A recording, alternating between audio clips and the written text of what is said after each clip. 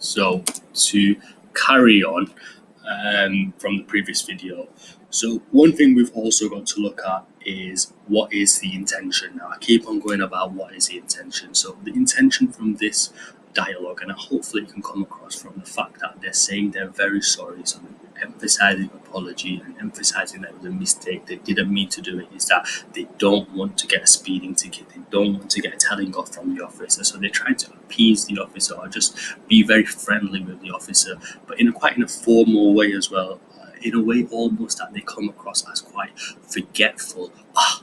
The word they use, the word they must have just changed that recently.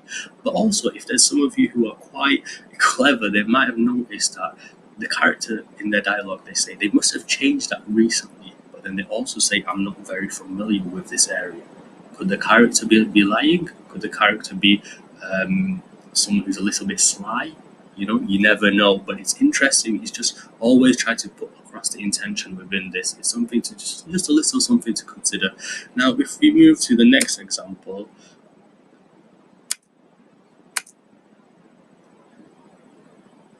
is someone asking their boss for a pay rise. Now, hopefully no one has to ever do this in their life and everybody gets treated very fairly through their work, but there might be some times in life that you have to ask your boss for a pay rise, and this character is asking their boss for a pay rise. So again, please, once I've read it once, pause the video, make note of the situation, the context, the existing relationships and the background, and also what is the intention of the person who's speaking the dialogue.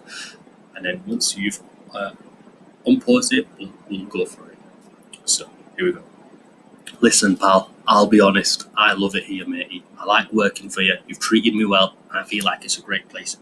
Also, you know that I've worked hard, each year exceeding my targets, and I think we can agree I'm a valued member of the team, always having a good laugh and helpful. You know me, mate, I feel like I'm being taken advantage of. And you know me, I'm no mug. Compared to the other lads on the team, I'm on pennies. Why is that the case? I ain't even asking for more money than everybody else, just to be on the same terms as the others. I think that's only fair. If you can't offer me that, I'll sling me up and I'll be on my way. Right, pause the video, and then once you made some notes, we'll go through it in the next slide.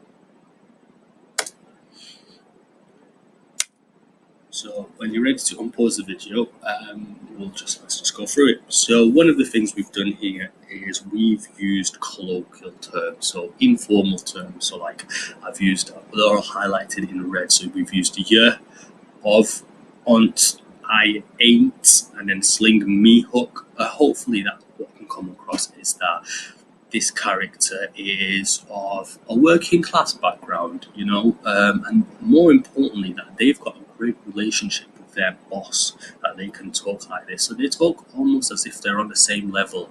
It might be the character's friend who's also his boss or his manager, so they can speak freely like this. The character also says, I think we can agree. So hopefully coming across to his boss or their boss, I'm not made it clear that this character is male or female, but in this case the character is male. I think we can agree. So hopefully try to justify why they deserve that extra pay, and that should be the intention. But also with regards to the intention is that this character, what should come across, only wants to be treated fairly. He feels he's being treated unfairly by saying I'm on pennies compared to the rest of the lads, and if they can't offer me that, I'll get gone. So hopefully that can come across that this character only wants to be treated fairly and be paid what everybody else is being paid. So one exercise that I'd love for you guys to do is I would like you to try it for yourself. So I'd like to write a piece of dialogue based on the 3 examples below, telling the teacher the character hasn't completed their homework, responding to receiving detention, or how someone might respond to receiving detention, and asking someone out to prom. And then I would like you to pick a classmate and then send it to the classmate, and then that classmate sends you one back piece of dialogue, and then you can analyze it and see if it matches with how the other classmate intended it for it to come across.